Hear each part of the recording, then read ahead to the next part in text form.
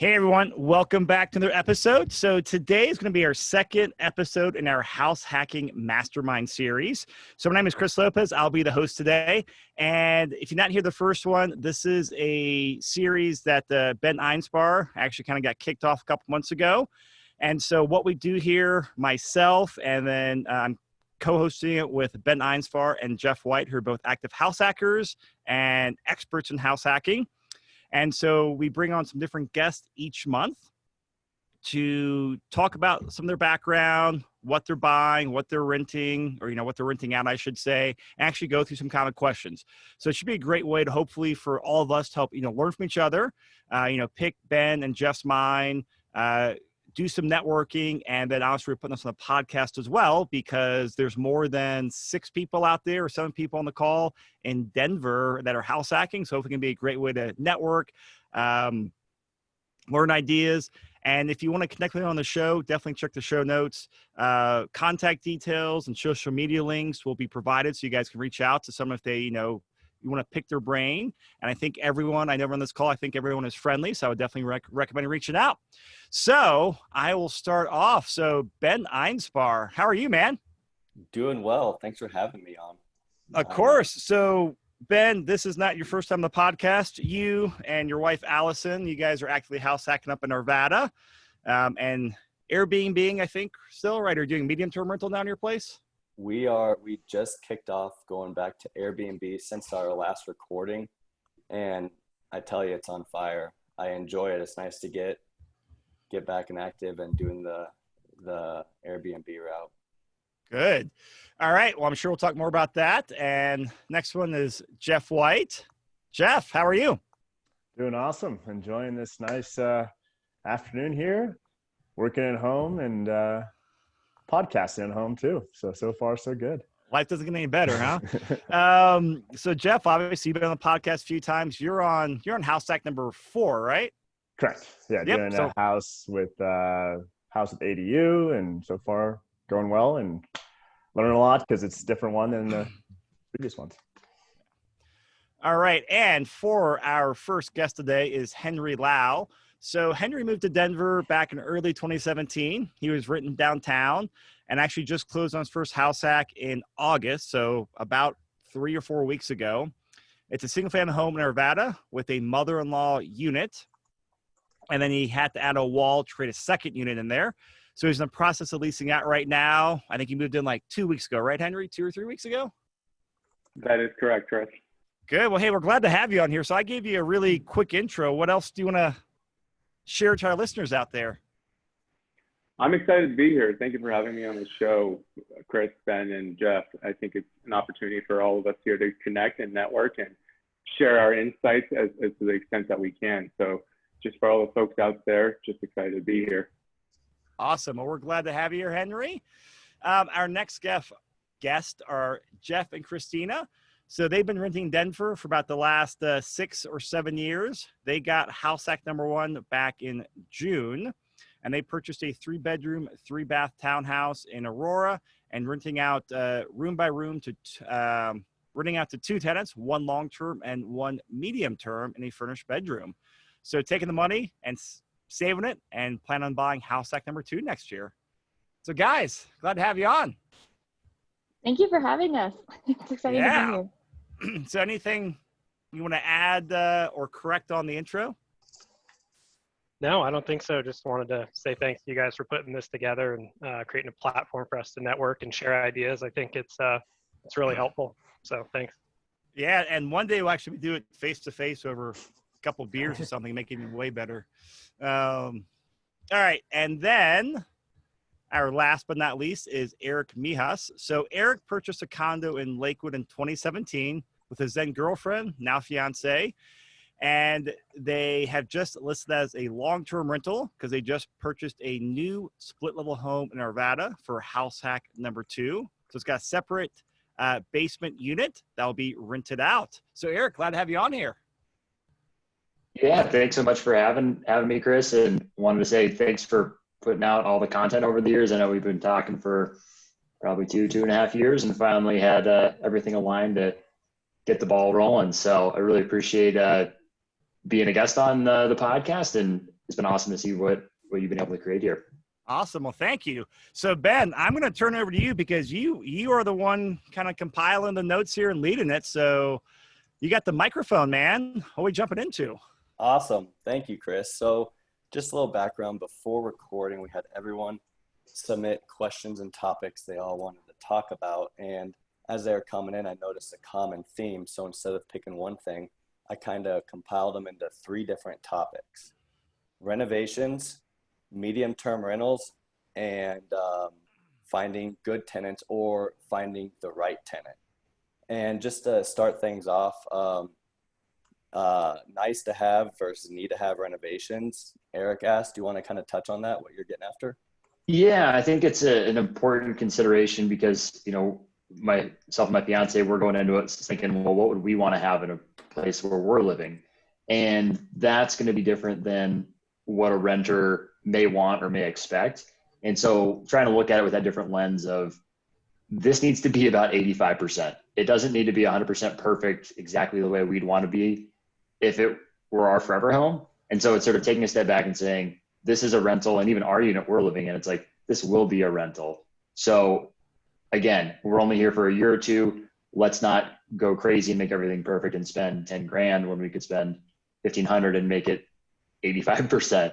So that's not how I usually approach things, but with renovations, it's saved a lot of stress in trying to make things, quote unquote, perfect. So I think that's an important conversation to have with, if you're doing it with a partner or just in looking at your own planned renovations. Absolutely. So I don't remember what you say. So your place in Arvada, good choice, good area of choice, by the way. It sounds popular by the guest list. Yeah. Yes, absolutely. What strategy are you going for? Because I think it kind of ultimately depends on what strategy you're going for and what type of rental. If you're renting by the room, if you're doing a long-term rental, or like we talked about earlier, a short-term. Yeah, it's a great question. With all the COVID stuff and talking, about what we're comfortable with at this point, we're marketing it as a long-term rental downstairs right now. We previously discussed doing a midterm because I have some experience and background in the vacation rental industry, and so doing the Airbnb route. So in terms of the management side of things, we were thinking, well, midterm could make a lot of sense, and I've got a business partner who's done some stuff in that space and done really well with it. But for right now, we're going to go long-term and just kind of make sure that we've got some neighbors that we want to live with. And we are living in the upstairs unit. So it's a 3-bed, 1-bath up, 3-bed, 1-bath down. Each has their own kitchen and own laundry. So we're, not sacrificing in terms of having roommates upstairs just for the way we want to live. We don't want to have roommates. So we're going to rent the downstairs long-term. And then I could see us potentially doing some midterm stuff down the road and seeing how that goes. So describe your rent there. What's the layout of your house? What's the layout like? So great question, Christian. It's a split level. So there's at the front door, it basically goes upstairs and downstairs, and then 3-bed up, 1-bath, 3-bed, 1-bath down. So the way it's set up is there's a rear entrance on the back of the property into a mudroom area, which has 2 separate doors. Each has their own lock. So they're separate, you have your own secure space. There's also an attached garage there as well. So we've got it set up so we have the upstairs unit with the attached garage. The tenant has their own space where they have to access from the rear of the property. And then there's also a detached garage that we're looking to rent for an additional fee to either the tenants or a friend, someone who needs to store some stuff. And so from the coming, that's a great, so coming in the front, can you access both units from the front, or is that just the upstairs?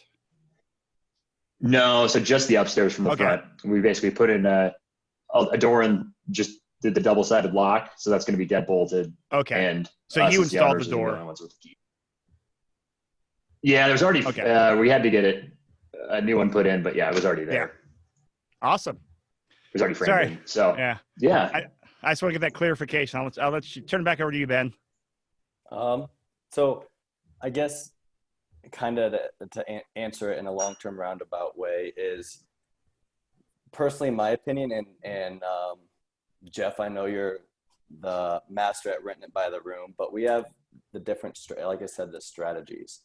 You have you have your rent by the room, you have long-term, then medium-term, and short-term. And I think it kind of goes in that same order. So if you're renting by the room, and if you've listened to any of the modules that Jeff, Chris, and Joe have done about house hacking, it's a good way to figure out what I'm sorry, I'm losing my concentration. What's your best strategy? Because you're looking for good tenants, and they're typically I would say young professionals, and so they don't care what they're looking for, what they're living, because they're going to be at work or they're married to their job. And then if we go to long term, you really don't want to spend $5,000 on the renovations, because typically that might get you anywhere from $200 to $300 more in rent. So it'll take you a little bit longer to return to get that money back. But then short-term rental, I think that's where you really get your bang for the buck. Everyone in short-term rentals are there on vacation. They're wanting to stay somewhere cool, somewhere trendy. For example, we put in a beech wood flooring in our kitchen and for our Airbnb, and a lot of people, well, we personally wouldn't have put that in like a personal place, but it looks really cool and guests really love it in our Airbnb. And we spend a little bit more money on unique things, because that's what I've noticed people love to stay. And if you put the money in renovations, you really get to see that money come back quicker, because now you're getting a higher occupancy rate and a higher rent per room. And then if you spend that $5,000 in your short-term rental, you see it come back a lot quicker, if that makes sense. I know I kind of went in a roundabout way, but yeah. Jeff White, what's your opinion on that? So to give a little more, to add to it, I have one property that has, talk about improvements. I have one property with granite countertops, one that has Formica countertops, and there is no difference in rent. And the reason why is they put the granite countertops in an area that's more like a C neighborhood, where the tenants don't really, it's not gonna make it, it's like almost over improving the property. So that's something you really have to look into is, will the tenants in the area value, is it worth the extra money to put something like granite countertops in? And usually, unless you're in like a really trendy, popular neighborhood, to me, it's not the best return on investment, because most long-term tenants, at least the ones I've dealt with, I haven't noticed any increase of rent for having something looks great in pictures and people like it, but they're not giving me an extra $100 a month for it. To me, the better improvements, and it also goes back to what Ben was saying, what your strategy is going to be, short-term, long-term, or medium-term. And if you're doing short-term, yeah, you want it to show really well in pictures. And then, because you only have that one chance to make a great impression, because you're on vacation for a couple of days. So you have to have like maybe a little bit nicer amenities and better flooring, or, better cabinets that close really softly, something fancy like that. But when you go to medium term and long term, then it changes, where people, and again, unless you're in like a more A class, B class neighborhood, renters aren't going to care if you're only wanting, like for Eric wanting his 3-bedroom that he's going to rent downstairs, whatever he decides to rent it at, he's not going to get, if he put another $10,000 into it to make it really nice, just because it's still a bottom level unit in a shared house with tenants right above. There's only so much more you could do to really make it better with those improvements. So that's where you get, and then another problem too is what we all like is we all have our own tastes and opinions of what's nice. And that's, I think, something I've learned a lot is over improvement. And my first property, I would say I spent way too much money making it like nice with like accent walls and, nicer, really nice appliances. I did like black stainless. I'm like, and then when I rented out, I was like, wait, I could have just got basic black appliances, didn't have to go through all the hassle of updating the counters and having a better sink, and would have got the same rent. So I really wasted a decent chunk of money just because of what I liked coming from my before I did house hacking, I lived in a condo. It was more updated than your traditional house hack. So that's what I liked. I was like, okay, I'll just apply the same thing because what I like is what other people like. And that's where sometimes you think you put your own biases towards what will work and what will rent. And usually tenants, they don't care about if the appliances are brand new. Like I get all my appliances basically used now, unless it's like a Memorial Day or like a special season where Home Depot, Lowe's give sales. And tenants, again, if you have a dent in your appliance, you're not gonna like say, well, that's gonna turn them off because there's a dent. They like the fact that it works okay. You okay there, Chris? I apparently can't drink tea. Forget which pipe to swallow down. Yeah. And then like also over the range microwaves. People, what you like looks great and other people like, but people don't. If you have a microwave to sit on the counter, that's fine for a rental. And short term, yeah, you want to make it a little nicer. Medium term, long term, you could make it just pretty straightforward and probably keep a lot of your current houses, assuming they're moderately updated. You don't need to go spend an extra $5,000 to $10,000 to really make it shine. That's where save that money for the next house hack or investment property. That's my bottom line right there.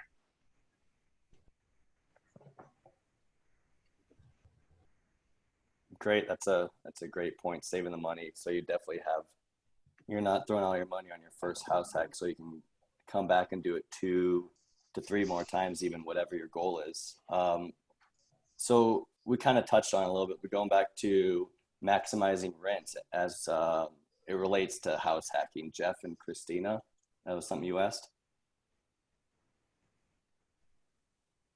Yeah, I think very similar to Eric. When we moved in, we were really wanting to do a lot of renovations, trying to figure out what would be, I know like if you update the kitchen, you update the bathrooms, but it really, I think we actually talked to Chris and we were like, we're going to get new countertops and we're getting new appliances. And Chris was like, don't do that. So we ended up just honestly doing a new coat of paint and it just looks so much nicer and cleaner. So I'm just wondering, is there anything else that you guys find actually does maximize rent? Yeah, I think that's it.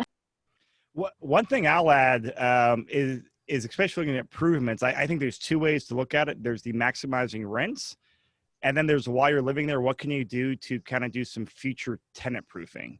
There's a lot of those little things you can do. That's a $10, $20 part from, Home Depot. That's a 10-minute job, easy for you, but it costs $100 to send a handyman out in the future. So do that. So Jeff, with the extra updates, if you've done stuff on your your previous rentals, getting ready for future rentals, if you've done anything for like to tenant proof as well, loop that in there as well if you could. I'd be curious what your take is on there. Yeah, so how I tenant proof it, I do electronic door locks with key codes to minimize potential lockouts or assuming people are going to lose their keys, right? So I do key codes there, and I change it for each tenant. So that's to me a worthwhile investment. And then if you like smart locks, I recommend August Smart Lock. It's pretty insane. I could unlock the door from where I'm sitting right now at my other house just for fun if I want to do that. Not that I do that, but it's really cool if you do technology. So that's one thing. Other tenant proofing things is making sure, so small things too that you don't even think about. a lot of times when people have done any house that you're going to purchase, you got to assume that some handy person's done work there and probably didn't do it correctly. So some things are not, for example, I'll give you a simple example, like a towel rack. I've had this happen at a couple properties where they just fall over because they're never attached to the studs. Yep. So stuff like this. Okay. So making sure, get a stud finder and making sure things like something simple like that will save you the hassle of spending, $70 for a handy person to come out and fix it. Also invest in good drain cleaning and make sure the tenants understand, drain stoppers. So you can get these little things that are like little, how are they called? Like they're like little like strainers, but for like your sink. Because what happens is people throw a lot of crap down the sink, especially tenants. They just don't think about it. So then you have that's potential avoiding the issues of plumbers coming to clean the snake, the drains. You don't want your tenants doing that either, by the way. I don't recommend that. So like that one. Also investing in energy efficient light bulbs, even though LED bulbs cost more money, they are more energy efficient. So that'll lower your utility bill and last longer than your typical incandescent bulb. Actually, random question here for you, Jeff. This is a left turn on the conversation here, but I know I think it's house hack number 2, the first one we helped you get, that came with the solar panels. Correct. I'm curious, has that had any difference in rental income, maintenance issues, utility issues, feedback from tenants that's made any impact on the rental for you? No, actually, I'm probably more excited about them than the tenants. When I tried to, I'm like, hey guys, look, we got these. I'm environmentally conscious with these solar panels, but most of them, again, couldn't care less. It's like, okay, thank you. But it's saving them money on utilities, right? Because I mean, it's basically lowering their monthly Excel bill, right? Yeah, especially when there's, it does lower it overall. So it does help. But yeah, from people saying, oh, I want to live in a place with solar panels, no one's ever said that to me. Or I like your listing because it had solar panels. Actually, going back to what to invest your money in, a quick one is a good photographer. And Chris could talk about this, how much pictures could sell a place even when the place is not that great. But if you have a great photographer and take good pictures, you get more people interested, you have more prospective tenants to choose from, and then you whittle down through your system to pick out the most qualified based on the set criteria you set. That's why I would say a great use of $100 is, or whatever photographers cost in your area. Yeah, and I mean, you can use a lot of these. There's a lot of companies out there that specialize in real estate for real estate listings. A popular one's called Virtuance. And I think it's they have different packages on there, but they're a good company. I would definitely recommend, if you're gonna spend money on someone with real estate experience, get the right lenses, know how to take the proper photos and angles and all that. The other thing, if you're doing that, especially if you're just moving in, if you guys are moving your furniture, stage it, take the pictures, or have the professional take the pictures, and you can reuse that for years and years and years to come.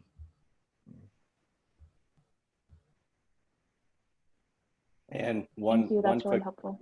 One quick thing to add in, if anyone's interested in doing short term, once you start building up stays and occupancy, you can get what's it called, superhost status.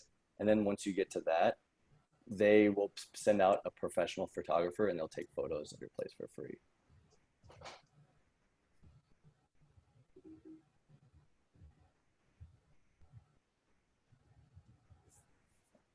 All right.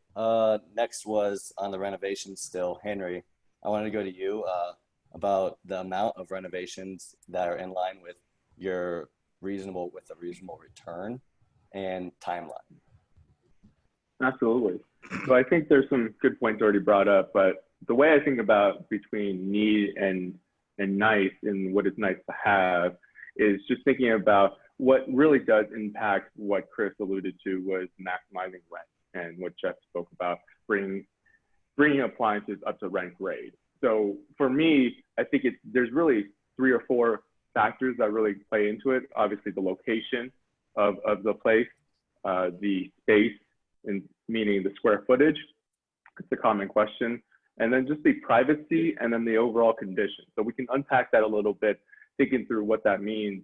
So for privacy, I put up a wall. It was one of those things that we had a door that was shared between the mother-in-law unit, and putting up a wall immediately put up privacy on both sides. So that is meaningful and impactful in terms of maximizing rent, because that does speak to protecting yourself, and also from the tenant, they may have some unease around what it means to share a common door. So for my unit, it's a single family, basically with a second unit, a mother-in-law unit, that now is really 2 doors.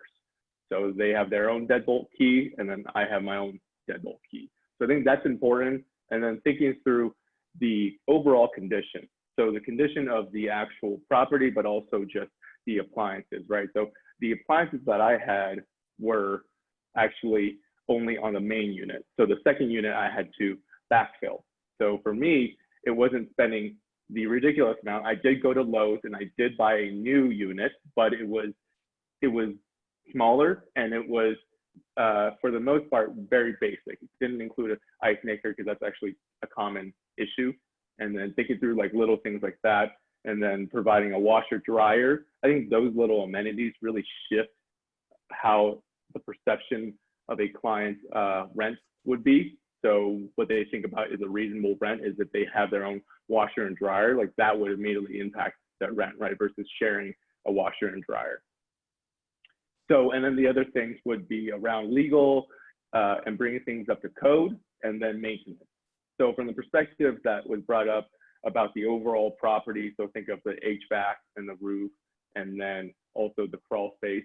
Those are some key items, and of course the sewer and the foundation, right? So those things come through the inspection process. But then for the HVAC and, for example, the crawl space, if they do need to be renovated, those are things that it's more, I would say, more for the property itself. Doesn't have a direct impact, but that is some cost that you probably have to bake into your equation, because that's just the cost of ownership, right? And for that, if it needs to be replaced, that's a lot different than a servicing, but just something to consider. And as you go into a property, and if they share specific sewers, or however that works, you know, if it's actually a defined A and B property, if they have separate addresses, or it's really just one, obviously that would make a difference as well as far as how that's marked. And for nice to have, I mean, I think it really comes down to what Jeff mentioned was, is it relating to cosmetics? Is it relating to your own personal likes and dislikes?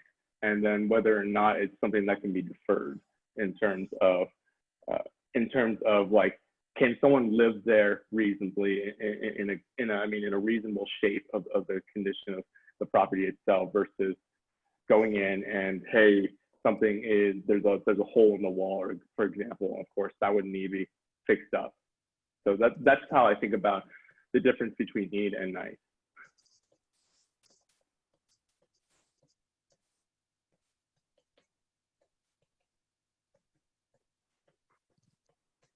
Yeah, I think you covered a lot there. I think you covered a lot there, but one thing I caught on was finding a reasonable place for someone to live in. And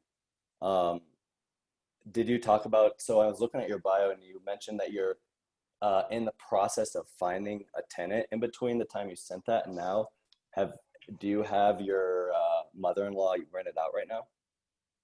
I do not, but I do have applicants and a steady interest that I worked with Jeff to kind of talk through previously. So we were talking through ideas of how to stage the property, take photos, and think about the leasing terms and what would be attractive for a tenant. And thinking about tenant too, you know, you brought the comment about reasonable, and, you know, as a landlord, because that's what we are here, is just thinking about providing a safe and comfortable place to live at a reasonable cost, right? I think at the end of the day, just putting ourselves in their shoes, that's what we're ultimately looking. And of course, that's driven by the factors of location, privacy, if you're renting room by room, obviously you're compromising in terms of privacy. That's something that you do give up. It's a trade-off. So for myself, looking for a tenant, the attractive thing is that they have their own door, that they have their own privacy.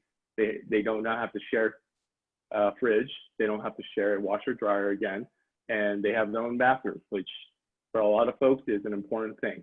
So I think those elements are what you would consider it when you're renting it out and what you're trying to appeal to potential tenants. Yeah. I would actually agree with that too. When I added a washer dryer to one of my units, I got immediately an extra $150 a month just because nothing else but put in a washer dryer. It was more expensive than $150 to put the hookups in and plumb it correctly and wire it with a 50 amp, I think it is, electrical cord for the dryer. But that is one improvement. If there is no washer dryer in the mother-in-law or whatever other space you're renting, that's a great value add. And tenants really appreciate. I mean, I don't know if you guys ever went to laundromats in college or any other place you went, but it's not that tenants really value doing their own laundry. That's a really good ad. Well, think about a laundromat now. Like, this should hit me until we just talk about it now, because I agree with you. Like, I generally see like about $100 ring pump and long-term rentals for a washer and dryer. I mean, laundromats suck and they kind of waste a day.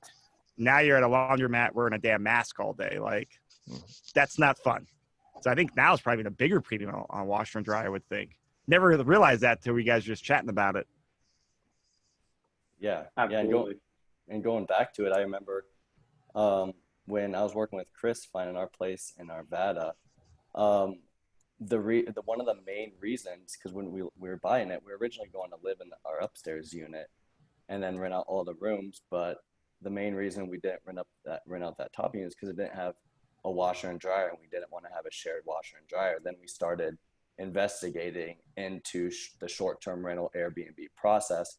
And one of the great things is my wife Allison is excellent with communications, and her background is hotel communications. So we decided to take the leap and do the Airbnb route, only because we'd be doing all the laundry, and they don't need to do any laundry. But then again, when COVID came, we did have 3 months where we did furnished finder, which is medium term rental. So medium term rental being anywhere between, I'd say,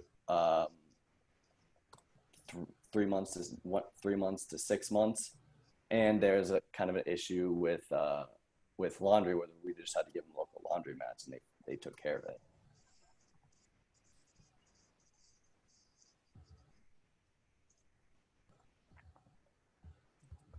Awesome. Does anyone else have anything they want to bring up or any questions about renovations? I just toss in the ring that especially if you're doing stuff yourself or if you're hiring someone, as soon as you pull something off the wall or take something apart, it opens up 2 more projects. We've been in the middle of that where it's like, okay, great. I just got to get a range and oven downstairs while you plug it in. Oh, shoot, the outlet's not working. Okay, now I got to figure that out. Or we go to test the dishwasher and all of a sudden the laundry drain is backing up onto the floor. So, I mean, these are good things to figure out now before tenants in there, but we took the bathroom mirror off to replace it and there's just a big hole in the wall. So, all right, do we want to deal with drywalling that in right now, or are we going to just put a mirror back up and pause on that for a couple of months? So just recognizing that a project is never as simple as you think it should be or hope it is. Oh, come on, Eric. You're doing something wrong. They always go according to plan. Oh, I know. Oh, I say it with sarcasm. I am my parents never just found out projects this ever week. go. And you finished before schedule. If you think it's going to take 2 weeks, it typically takes maybe a week, right? Exactly. Oh, definitely. That's what Allison was telling me a couple And months less ago. trips to Home Depot than you thought. And under budget, and everything is easy to find parts. You don't have to spend an hour at Home Depot. You can find it in 5 minutes, and everything comes in under budget too. That's what I found. Yeah. I will throw out there ordering ahead of time, ordering online with Home Depot or Lowe's and picking it up from customer service has been huge, because then you don't end up wandering the aisles for hours. So I just throw that out there as a quick tip. Jeff and I are laughing because we've been going through this right now as it's our first property, so I can definitely speak to all of them. And you guys have any surprises at your place you bought? Holes behind mirrors or anything? Nothing really crazy, but we did when we moved in, we got a new dishwasher and a new stove, and we had it delivered through Lowe's and they installed it for us. But the guy that came to install it actually plugged the cable in first before plugging it into the range, and he shocked himself in the middle of the kitchen. So more stuff like that, not necessarily, small projects that kind of spiraled. So yeah. And of course, once you buy a home, something always breaks right away. That is some law out there. Oh, Our stove too had like a raised outlet, and so when we got our new stove, we tried to push it back, and then it wouldn't go all the way back because there was this raised outlet. Then we had to hire an electrician to remove that so that we could actually plug the stove in. And then it was a mess. It was like lots of just shifting things around until it all fit. But so that's, I mean, we're all kind of laughing and joking now. We all been in moments where we're, swearing and cursing and dropping 4-letter words. At least I have. Out of all the house hacks so far, anyone got, like, I know you go through sucky times, but short-term pain for long-term gain, right? 100%. Yeah. I'll do it all over again. Don't tell Allison that. Well, make sure you listen to the recording, Ben. I know. Cool. What else you guys want to chat about? The big thing with that is just put it in your numbers, like Chris always talks about, and all this property analysis spreadsheets. Just put a maintenance and capex reserve, because your water heater will break, your furnace will break, your AC unit will break eventually, even if it's brand new today. If the tenants or you don't change the filters out in the furnace, that could lead to something going wrong there. They have to call out a person to fix it. Water heaters eventually die out after 8 to 10 years. And then I've had multiple water heaters go out. I've had one furnace go out. One AC unit wasn't even plugged in. So I had to get that all redone. Chris remembers that one. I actually try to forget that one, Jeff. that was an interesting one. Yeah. And then, so I've had every appliance go out on me, fridges, water lines break. Oh, yeah. I actually suggest if you have a water line to any of your refrigerators, take that out as soon as you can, because those leak. And if they leak, you could have drywall damage or other mold issues without even knowing it. So just take any chance you could, you're trying to avoid as many future maintenance problems. And that's one, I would say. I took out all my water lines. It's a nice to have thing, but not a need to have. For they could just have a filtered water if they want on the faucet. And I mean, take them out, or for some things like washer and dryers and things where you can't take them out, make sure you got updated cables on there. My primary residence now was built in the late 90s and still had a couple of these I think they're like brass plumbing connections, which tend to break and leak a lot. So I got those replaced. Just did that. I think the flexible clear PVC tubing, or I don't know quite what it is, but hey, had a plumber come out, $200, replaced all that. Just because that's very cheap versus a $10,000-$20,000 water issue or insurance claim then. That is a great point, Chris, being proactive and trying to foresee what can go wrong and do it now and get it over with before going and having it when, of course, if something's going to come up when you're on vacation, or, I mean, the time that it comes up is never going to be convenient, especially I know a lot of people on here have in Arvada, and speaking for our home, is built in the 50s, and right now I'm dealing with plumbing issue where I'm having to replace a lot of the plumbing, all the galvanized plumbing, the PVC. So, Ben, before we hit record, we got talking about doing some medium-term rental stuff. And I know you mentioned that you guys just pivoted back to your short-term rental stuff. How the medium-term stuff end up panning out for you guys now, since you're done with that current phase of your current house hack? I think it went really well, and we're still actually considering it, because we can touch on it a little bit, but we we use Furnished Finder, which is a great website. You have to pay $100 a month to use.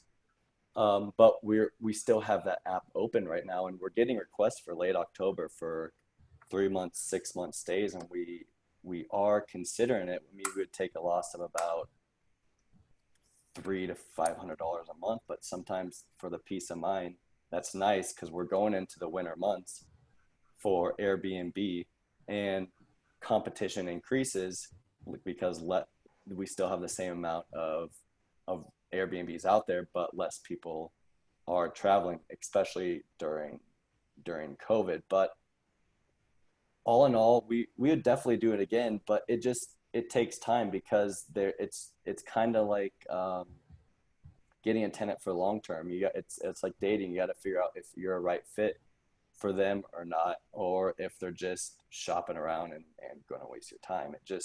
It does take work, but I think it's worth it. It just depends on what your goal is and where you're at in life and the season.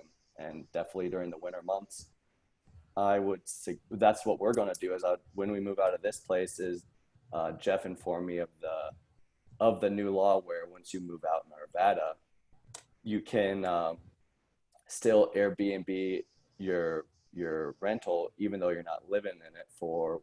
Do you remember what it was? 240 out of the 365. Yes. Yeah. So during those days, we're planning on doing medium-term rental, especially during the winter months when Airbnb isn't as hot. So it's something we're always going to pivot back to in the future and for future house hacks. So you think once you move out of here, you're going to do the Airbnb up to the 240 limit and medium-term rental the other, 3 months, 4 months? That is the plan for now, Okay. But we all know things change. Yeah, and I've chatted with a few people about this. I actually wanted to mention this on a podcast earlier because that's something great. I think it was just a month or so ago, Arvada did pass that rule where I think it's, an individual investor come up to 3 non-owner occupied properties in Arvada and short-term rental up to 240 days a year. I've heard some chatter that they, there's obviously some grumblings about that rule. And so it sounds like next year they'll revisit it. So if you do it or not does it, get there before the 1 year mark and make sure you have your license or whatever it is. And then you're grandfathered in as long as you own the property. So don't assume it'll be there forever, but it sounds like with a lot of things, if you get in there, you actually get grandfathered in so you can do it for as long as you own the property.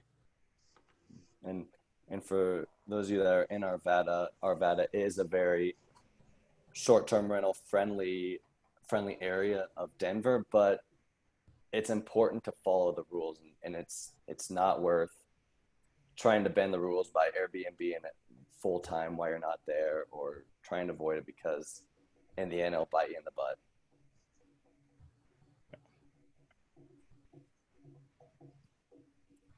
So what questions do you guys have just on medium-term rentals in general? I know that was one of the topics you put on here, Ben, and this is an area why I long-term and short-term rental, medium-term rentals for myself is definitely my weak link and for knowledge in this. I'm kind of curious what you and Jeff, you guys have experienced, or if anyone else out there has done it or thinking about doing it. I'm really curious what you guys are doing here. I'd throw out a question to Ben, just in terms of, I know you mentioned the $300 to $500 a month difference between doing Airbnb and midterm. I guess sort of for the amount of time that you and your wife are putting into managing the short-term rental side of things, does that breakdown make sense sort of on an hourly basis? If you're like, okay, it takes us 10 hours a month to manage and we make $500 more, so that's worth it. Or what does that trade-off look like for you guys? I will say yes, 100%. And it's not only the money side of thing, it's the personal, like the satisfaction.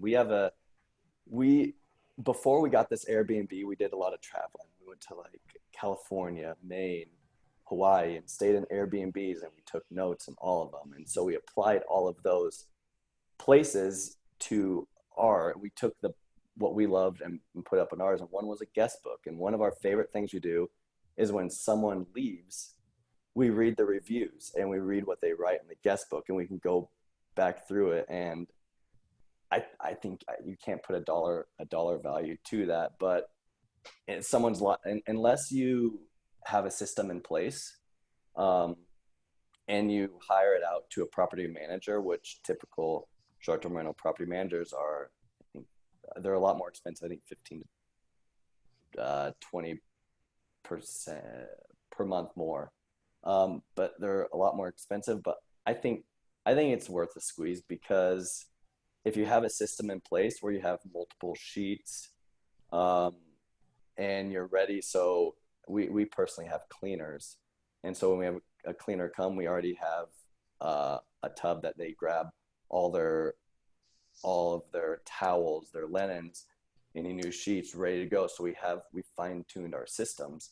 So my answer is yes, it's definitely worth the squeeze. But I mean, we just, if as medium term or as Furnish Finder pops up, Alice and I sit down, we discuss and see if it fits our goals. Because when we bought the house, we originally put the numbers together very, very conservatively, to where we were just planning on doing a long-term rental. But then anything on top of that has just been cherry on, it's just been extra. And so we put that away. So now, even if we do go down to medium term or below medium term, we're okay. We're okay with that, because we're still making money and our numbers still work out.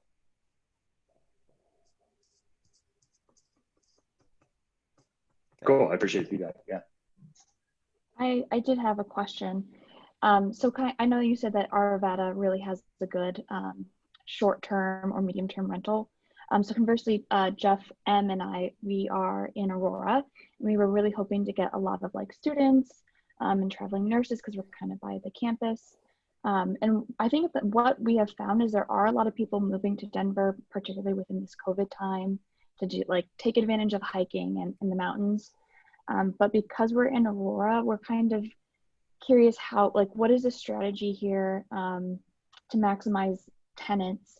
Should we keep it furnished versus unfurnished? And just like what you guys think of in your experience.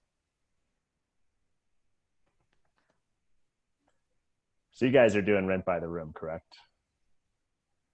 Yeah, we're doing rent by the room. We're on Airbnb, we're on Furnish Finder, on Facebook Marketplace, and Facebook is definitely a lot more helpful.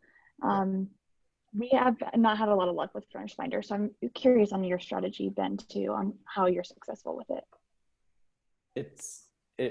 So for Furnish Finder, you almost have to, what we started doing is people wouldn't message us, we would have to reach out to them. So we would go on the portal and look at people's profiles and see if there's a right fit. And we would market to them and tell them, hey, this is what we have. It's a 1-bedroom, 1-bath in Arvada, close to Old Town Market, that's very family friendly.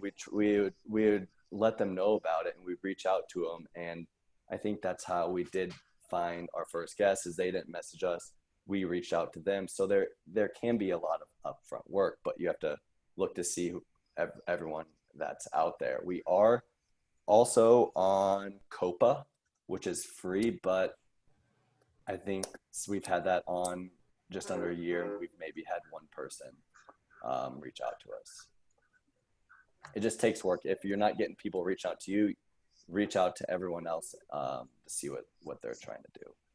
But the main reason why we went to medium term rental is because when COVID hit, Airbnb kind of went down, but we had all of our stuff still up there and we didn't want to move it into storage. So it just made sense to keep our stuff up there, even though maybe we could have had our place up there for the same amount of long-term rental versus a furnished medium-term rental. But it was just easier for us than moving all of our stuff into a storage unit.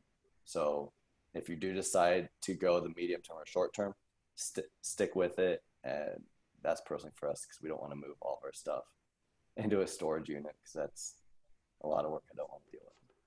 And along those lines, in addition to Furnish Finder, I know people use, it's a Facebook subgroup called Gypsy Nurse or Gypsy Travel Nurse. That's another one to look into. And there's another one called another subgroup on Facebook Marketplace, like Denver Creative Housing Group. So those two, and people post like they're looking for housing too. So you could find the people that want the medium term option, because some people only want a 3-month lease or they want a 2-month stay. You have a lot of those people.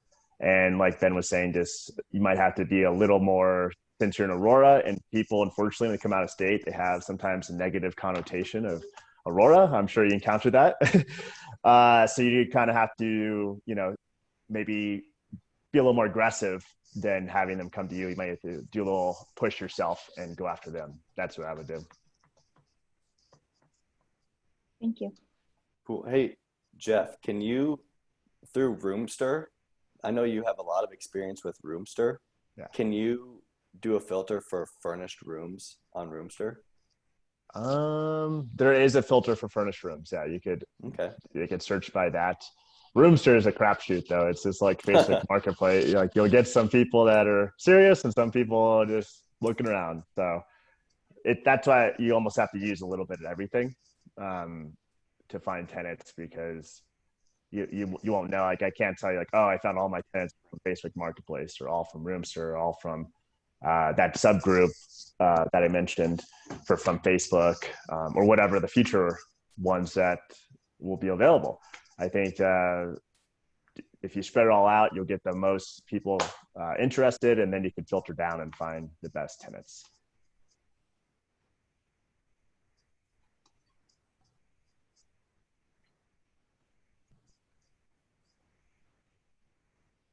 Cool. Does anyone else have anything they want to chat about on medium-term rentals? Well, Jeff and Christina, I know you guys have one of your rooms, and they're like, what are the? Can you share numbers or kind of any stats from what you're renting out there for? Yeah. So our the one room we're doing for a short-term rent, or I guess medium-term rental, we ended up getting $850 a month for that one, which happened to be the same rate we got for our long-term rental. I think we kind of had to make a quick decision and just get someone in there. It took us maybe like 2 months probably to find someone for the medium term. So we ended up getting $850 on that one. So do you guys know yet when that medium term tenant is out? Are you going to keep doing medium or switch to long-term room by room? Yeah, I think our plan is to continue the medium term. I think we just got to refine our kind of our process and maybe expand the resources that we're using, because I've been using Furnish Finder, and I honestly just haven't gotten a huge response. I don't know if it's maybe just people aren't looking to live in the Aurora area right now, or maybe there's some other options, but I've been reaching out and trying to connect and just haven't had any luck with that. I think Facebook's kind of been our go-to right now. Okay.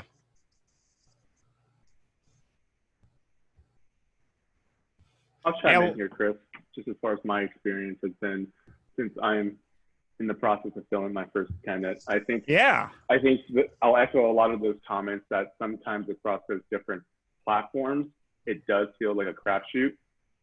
And as far as the interest that is raised through those platforms, we'd already talked about it, so I won't belabor the point, but just taking photos, making sure you're advertising, and how you present the property or the location is critical. Ours is right down the street from the park, right down the street from Costco and Home Depot for what it's worth, but just other shopping malls. And I think when I go through these sites, it's for myself right now, it's thinking through a medium term. So just around 6 months is what I want to try out first with a first tenant with the option to renew. So going through that process, it really is kind of hitting all those different questions. And then once you get an application, want to be able to think through what that means as far as their credit, their background, some of the obvious, and their income verification and references. So for me, it's just having that framework and thinking through, okay, all these different platforms, in some ways, you do have to just throw something at the wall and hope it sticks, because the way that you find a tenant, even through my experience when I was looking through for my own apartment when I was living downtown, I found it was a sublease, it was on Craigslist, they had some interesting photos, but then lo and behold, I lived there for about 3 years before moving into this place, and It was a fantastic apartment.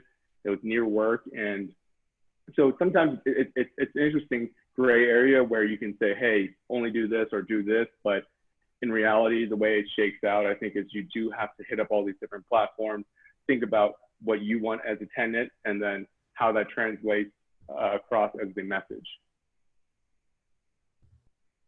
And you got any, I mean, I know it's in the middle of leasing there. You got any questions you want to pick, like Jeff's or Ben's or anyone's brains while you're on here? Just, because, there's one thing about reading about it, then you get in the weeds and actually doing it, and there's a lot of nuanced stuff on there. Right. I think my question is just how to handle the questions around viewing the place. So during COVID, this is probably a timely discussion. For me, I discussed it with my girlfriend who lives with me, and the discussion is the fact that we want to maintain it as a virtual tour until we get the applications through the door, so that we know that they're serious. And then, of course, we want to offer the opportunity to visit the place before actually signing the lease. So that's something that we've talked through. So we've done a handful of virtual tours and some phone conversations and a lot of just messages back and forth through email and Messenger, right?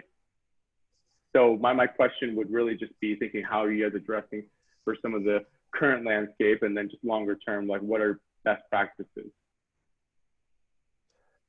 I guess I have a two-part to that. On one part is what you're doing is exactly what I'm doing right now. I do virtual showings, and then if they submit an application, then I do it in person. So that's fine for the current landscape, and I think most people understand. And then if they don't understand, then I guess they weren't really as interested as you thought they were. So they kind of weed themselves out. And then the other part is in a normal landscape where you can have a ton of people for showings in person. What I found to be most effective is just group showings. So you schedule everything in like a window. Say, okay, from Saturday from 2 to 3, I'm doing like an open house showing, and they invite, 10 people, 20 people, and then they all come, and it's like they almost like compete against each other. It's like, okay, if you're really serious, submit an application as soon as possible, versus trying to do 30-minute windows. And okay, do you want the 2:30 to 3 o'clock time slot? Do you want the 3 o'clock to 3:30? That's complete. I found that to be a complete waste of time, because for one, you're going to have a huge flake rate, and I would say 50% of people are going to flake. No matter what you do, you can confirm with them an hour before, 2 hours before, a day before, 5 minutes before, and they won't show up. So just assume you'll get 50% of people that won't show at all.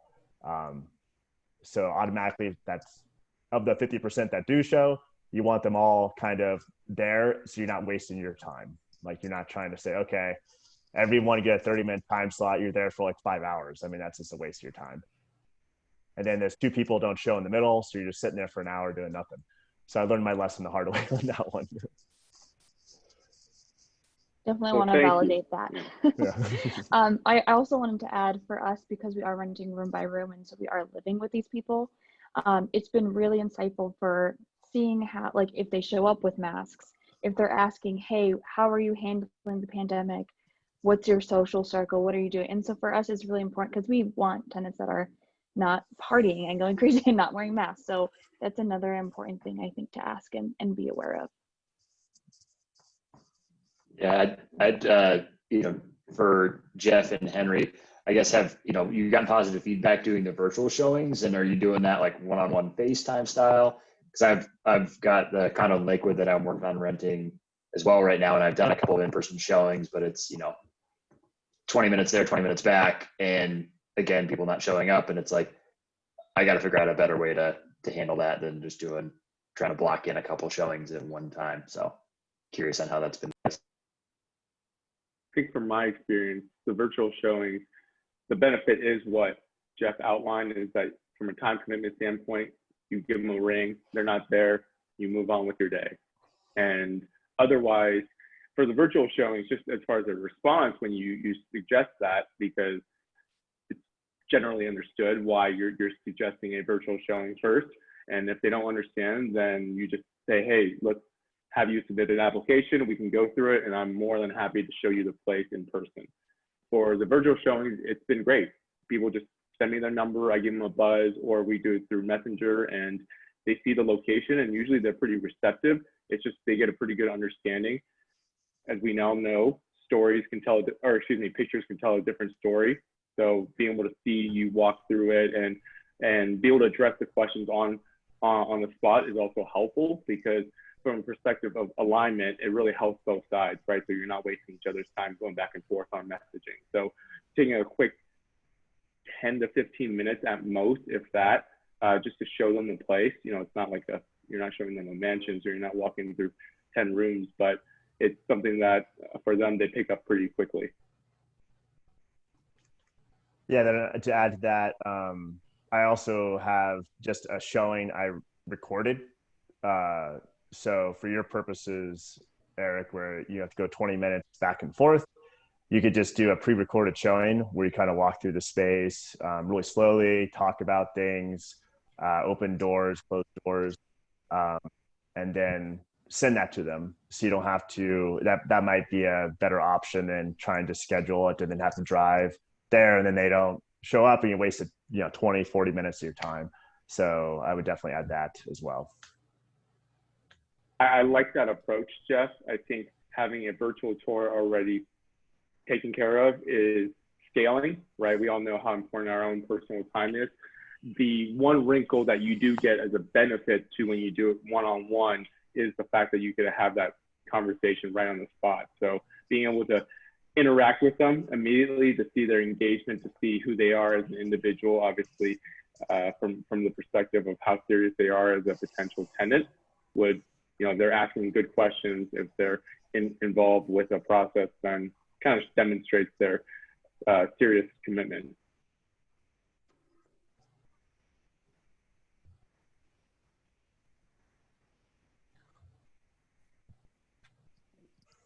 Yeah, and just to touch on Jeff's flake rate that you talk about. I haven't had any really experience doing long-term rentals here in Denver. All my long-term rental is in my rentals in Nebraska, but I remember going the hard way and doing individual showings, and I was at about 20%, if that, and it was extremely frustrating until we went the open house route. But now with COVID, that completely changes things. I agree.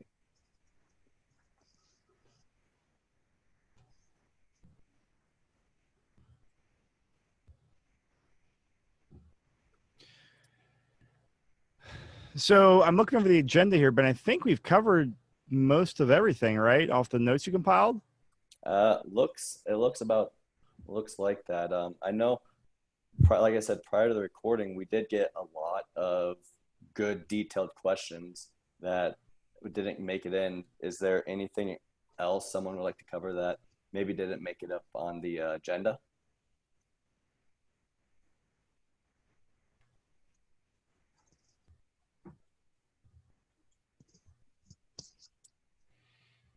Here's a fun question for all of Colorado folks. Dogs or no dogs? Dogs, non-aggressive breeds. Got it. No cats. Yes. No cats because I'm allergic. So there was a reason, just to make sure. What about cat pee is nasty. Good yeah, to know. no, I mean, I just, this is just talking about like property managers in general, since I chat with a lot of them throughout the month or every month. They say if you don't allow dogs, you are really limiting your buyer pool, your renter pool out there, just because so many people have dogs. That's a lot of times part of the Colorado lifestyle. Big thing is still want to do your background check on the dogs and just watch out for those aggressive breeds, because that's where, and definitely read the fine print on your insurance policy, because some insurance policies will, list certain breeds that are excluded. And then, hopefully everyone's also getting their tenants to have their own renter's insurance as well. And when I was renting, I didn't have a dog, but I would think renter's insurance has some type of coverage in the dog there as well. Jeff White, do you know about that for like? I've rented to people with dogs and with renter's insurance, but I haven't dealt with utilizing that renter's policy, if that covers. I'm gonna ask my insurance agent. I'm curious about that now. It's never crossed my mind. yeah, I kind of wonder. I'm sure they do have policies that include dogs because some people own dogs. But yeah, to answer your question, Henry, for sure. I was very anti pets when I first started, but if you say no pets, well, for one, Colorado people love it, and they're gonna pull the emotional support animal angle on you, and then you have to accept it even if you have no pets because they're a protected class. Make sure to get documentation. A lot of people say that, and then if you ask them for documentation, they don't have anything. And then two, if you do like what Chris just mentioned, if you say no pets, you're eliminating 30 to 40% of your applicant pool. And yeah, it's kind of like, okay, they could do damage. They could have cat urine everywhere. Or like Henry, you're allergic to cats. That's something to think about, but just put it into your numbers. If someone has a dog and it's not an emotional sport and they're still a great applicant, I would still accept them. I just do a pet deposit, non-refundable pet deposit, and a monthly pet fee per month. Yep, that is what I considered. I think when you filter out the tenant pool, that's one of the big trade-offs between not having a pet policy. So for me, it is allowing for dogs, but no cats, and then thinking through a non-refundable security deposit and a monthly pet rent. That is consistent with what other companies charge around the Denver metro area. And one thing to keep in mind, I've had a few property managers, tell me this. Let's just say you have $1,000 security deposit. Oh, but you say, hey, if you have a pet, we're going to charge you an extra $500 for your pet security deposit. Here's a problem. If a pet causes $1,500 worth of damage, you can only keep $500 of that. So they say rather than doing a separate pet security deposit, just raise the overall security deposit. That way it's not, I guess segmented might be the right word, segmented just for that on there. So that I've had a few PMs over the years tell me that. So if you do take a higher security deposit, which I think you should, just raise the entire security deposit has been like the advice I've gotten from PMs. Good tip. Thanks, Chris. You bet. So I just realized, hey, Eric, I just realized you got kicked off, so you're back on now. Sorry about that, man. I am back. One of the cons not being actually together in a physical room. Yeah. So I don't know where you dropped off yet, but we kind of got through the main agenda here and just throwing out last minute questions or that may still be dangling out there for you. Questions, tidbits, advice, anything. I'd say, on the advice side of things, definitely looking at a decent amount of properties to understand what kind of layout's going to work best for what you want out of a property. Because we definitely looked at some properties that, we thought would be a good fit. And then we got in there and looked at them and we're like, ooh, that's not something we can live with. So I think just determining that comfort level and getting eyes on, and obviously the property has like the Matterport 3D tour, that's super helpful to just kind of understand what a property is actually like once you're going to be living there.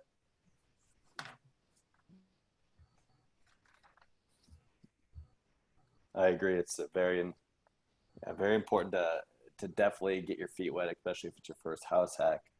Not jump the gun and fall in love with your first place, but waiting to see and get familiar with and actually take the time and run the numbers on the house hacks that you look at.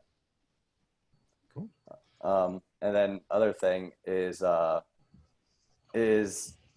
right now, I think everyone knows that interest rates are really low.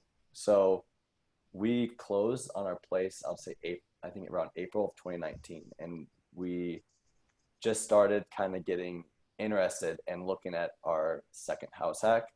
And we reached out to Preston and we looked at actually one of our first house hacks on the market that we put an offer in, but we didn't end up getting it. And it was kind of a unique property where they insulated and expanded on a shed in the backyard that they made an additional 1 bedroom, 1 bath. And we thought it was really cool. So we looked at it, but then I was listening to one of the Ultimate House Hacking Guide modules. I think it was 13, and they discussed refinancing. Well, we just refinanced, and we cut our, which I'm still really glad we did. It cut our interest rate down by quite a bit, but now we have to wait the 6 months to a year again until we have to do until we can go onto our second house hack property. But that doesn't mean we're going to wait. We're still going to kind of continue looking at the market and line up financing.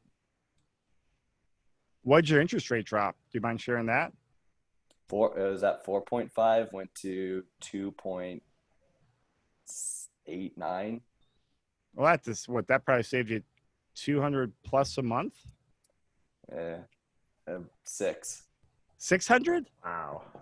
Wow. Oh, wow. Awesome. So what was nice is on one of our previous podcasts we did during the recording, we were kind of doing a mixture of short-term rental and long-term rental, rent by the room. So just to kind of paint a picture of what our house hack is, the total house is a 4-bedroom, 3-bath house. There's a detached mother-in-law suite above our garage. That's a 1-bedroom, 1-bath. And then the main level is 3-bedroom, 2-bath. So we were Airbnb-ing the top, and we are also renting out one of the rooms to my sister-in-law. And so during that time, we were refinancing. Our sister-in-law just bought a house. So as she moved out, we refinanced. So it was kind of off. We're kind of doing it was an equal turnaround where she was paying us rent, but we were helping her out because she was family. And so kind of when we refinanced it just balanced out. So it really didn't impact us too much.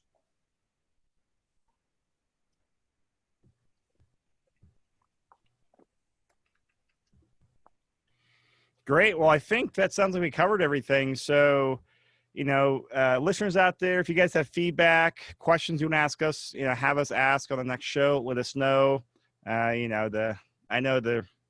With it being virtual, we got some awkward pauses, transitions every once in a while, but that's just kind of, everyone's been on Zoom calls. How that goes now.